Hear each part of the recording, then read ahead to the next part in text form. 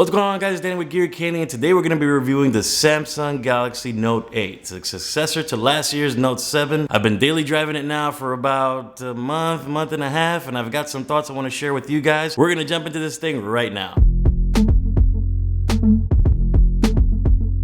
So the first thing we're gonna go over is the camera. What's new for the Note 8 camera? There's two cameras this time on this thing. One is for telephoto, one is for normal shots. The normal shots, the everyday kind of shots, are gonna be very similar to what's on the S8 right now. The second camera is used more for telephoto shots. You can get farther shots now without that digital grainy look to the actual picture itself. The main difference is going to be seen on live mode. Live mode to me is the biggest change when it comes to this camera versus the S8. You get much better backgrounds when doing the live mode shots. The blurry background with the sharp object in front of it makes it contrast really well, makes for a very DSLR-ish type of shot. And for zooming, it's really good now that you have that second telephoto lens. When you zoom in, things look a lot clearer than on the S8. Now the screen on this thing is pretty massive. We've got a 6.3-inch OLED screen, QHD, very similar to the Galaxy S8, only it's a little bit bigger. The Galaxy S8 is 5.8 inches, where this is 6.3. But it is a Samsung OLED panel, and it does shine. Things look super crisp on it.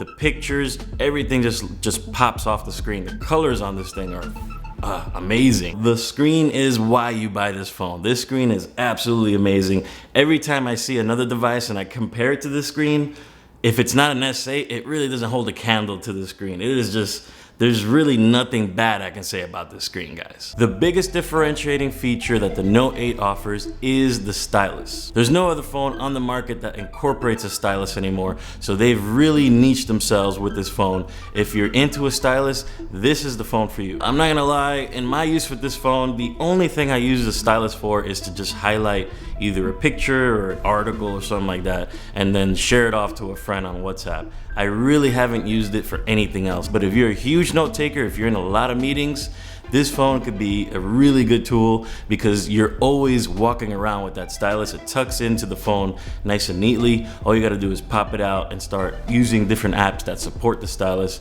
And note taking could be something that could be extremely convenient if that's your thing. Now, as far as the hardware is concerned, it is a bit heavy on the hand.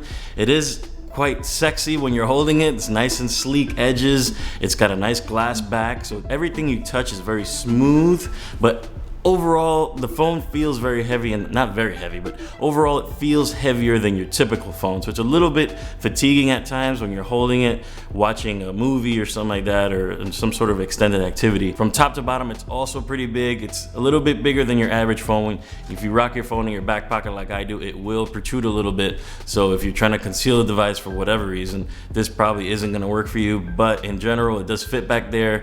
If you have a small case on it, a nice thin case on it, it won't be too bad, but you know, it's up to you really. Speakers work well. The only thing I got to say about the speakers is I wish that they would have put stereo speakers into the device. Perhaps they couldn't do that because of the full face screen, but at some point I would like Samsung to do some innovations with the speaker, because it seems like that's been a little bit forgotten in their last few iterations of Galaxy devices. Now the color on this phone is kind of interesting. I went for the Orchard Gray, but it sort of has a bluish / purplish tint to it. I don't know if the camera's gonna pick this up, but when I first got it, I thought I actually ordered maybe the wrong color. It's not like a normal gray like you're used to.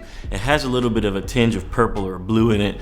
You'll kind of notice it when you get it in front of you. I'm not sure if the camera's gonna actually pick it up. The only two colors offered for T-Mobile were Midnight Black and the Orchard Gray. I know there's a gold and there's a blue, but in the US, T-Mobile at least doesn't carry it. Now, as far as the innards of this phone, it's rocking an octa-core processor, 8-core processor. 8-core processor, 6 GB of memory. It's pretty much a desktop at this point. Now, coming from the S8 to the Note 8, there's absolutely zero lag on this phone. Maybe it's the 6 gigs of memory, octa-core processor, maybe that's what it takes to really run Android smoothly on a Samsung device, but in general, I have experienced zero lag on this thing. I've had to restart it maybe 2 times in the four or so weeks that I've had it.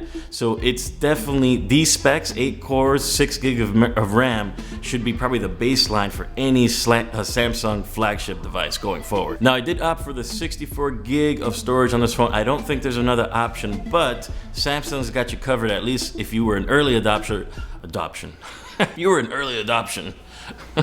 Sorry for the folks that have been adopted. Now, I did opt for the 64 gigabytes of storage for this phone, but Samsung does have you covered, at least if you ordered it when I did within the first 2 weeks. They did include a 128 gigabyte SD card, mini SD card that you can put in the phone, as well as a wireless charger. It seems like the new generation wireless charger is actually faster than the old generation. I actually have an old generation and I compared the two.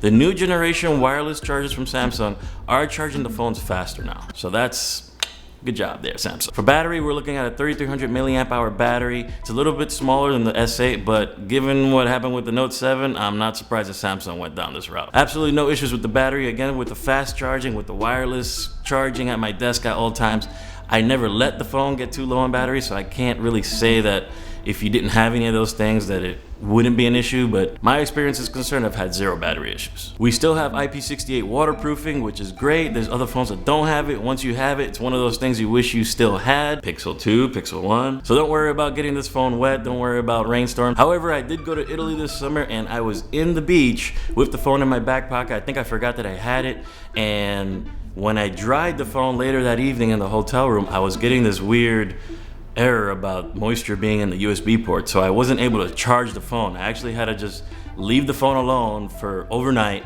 and the next day, hoping and praying, I plugged it in and it started charging again. So be a little bit careful in the beach, be a little bit careful submerging the phone for long periods of time, because it seems like you can kind of mess it up maybe. Now, as far as unlocking the device, you've got the iris scanner, you have face unlock, and you have fingerprint. Of course, you've got the code keypad thing as well. Fingerprint sensor itself is not so great. You have to make sure to keep it really clean. I don't know if it's the case that I have on the phone, but I really struggle unlocking this device. It seems like the best way to unlock it is to rock the phone naked, but who rocks phones naked these days? If you drop this thing, you're dropping like a $950 phone, so you're absolutely gonna have a case on it. I'm not sure what the difference is between the S8 and the Note 8, because I didn't really have issues unlocking with the fingerprint sensor on the S8, but on the Note 8, I definitely had some problems there. Speaking of price, $950. Damn, that's a lot for a phone. 950 bucks, but you know what? Apple's already trumped them. I have the iPhone X on order.